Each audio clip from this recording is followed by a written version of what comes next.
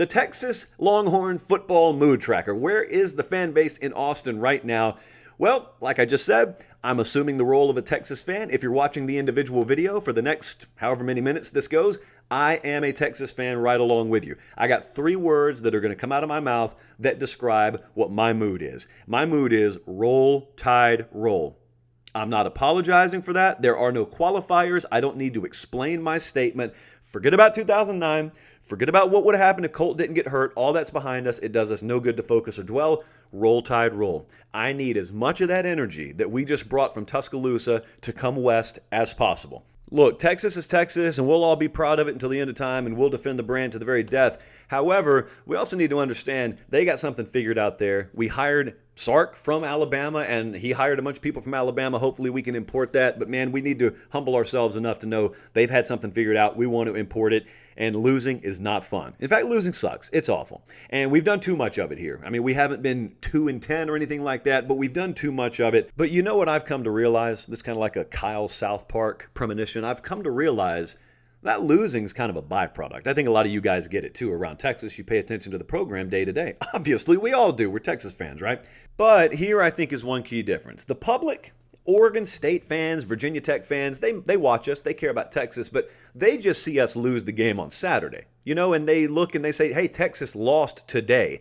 Well, we look around and we say, no, man, we lost a couple of years ago. We lost on signing day when we watched a bunch of kids leave our state and go play with the opposition. Maybe not at Oregon State or Virginia Tech, but they go to Alabama, they go to Oklahoma, they go to Ohio State. And as a result, a lot of guys who we know good and well, if we had things figured out, should be playing with a Longhorn on the side of their helmet are playing elsewhere. And we're dropping these games we shouldn't be dropping for a number of reasons, but it really all boils down to we don't have it in recruiting. We have not had it in recruiting. I know everyone puts out the roster comparisons and they talk about how we're still top 10 this, top 5 that. We're not good enough. We don't have we should be number 1. That's what we should be. We should be right there with Alabama, right there with Ohio State. We should be better than Ohio State because the only way they're where they are is because they've got our players on their roster. So we should be not top 5, not top 10, number 1, number 2 any given year.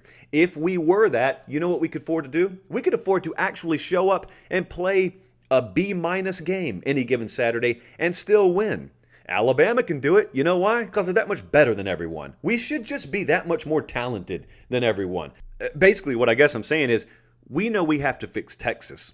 It's all encompassing. It's not just we need to fix the offense. We need to have a better defensive back play. We got to fix Texas. We got to fix the culture in a lot of ways from the ground up. There needs to be a proper understanding around here of what Texas athletics and what Texas football is. We got to fix our image to where we matter the way we should matter, to where we strike the proper emotion in someone when they see that Longhorn or when they hear University of Texas from coast to coast. We got to fix our branding, which kind of goes along the same lines, but all of that, if we fix that, we will have fixed recruiting, and not until then. You can't just run the lawnmower over the weed and then say the weed's dead. We got to fix it by the root, and it's going to take some time even if we hired the right guy. But that's how we fix football. We fix those things and we fix football. Did we hire the guy to run a football program? Did we do that with Steve Sarkisian? It's fair to doubt. It's fair to do that. Because if we didn't, then we may be spinning our wheels a little bit. Because Steve Sarkisian, I watched him in Alabama. Everybody did.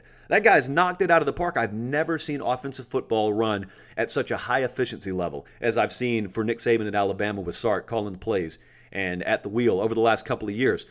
But it's great if he comes in here and does that offensively. I need someone to grab the wheel and drive the bus, and I need it to be different than the folks who have been driving the bus. I think that's pretty clear. I think it's pretty understandable what I'm saying. Sark is great at one of those things. He's a total mystery at the other. He's great calling plays. He's great running an offense. I have no doubt he'll do it here. That's not left up to debate in my mind. What is left up to debate is, will it all be for naught? Because if we don't have the entire bus, if we don't have the train going in the same direction, it's really just going to be a bunch of points every now and then, but we largely still underachieve. The hires are exciting. Don't get me wrong. When I'm watching these guys that Sark's bringing in, I love it. Hey, the more Bama flavor here, the better, as far as I'm concerned. But they worked at Alabama because Alabama works.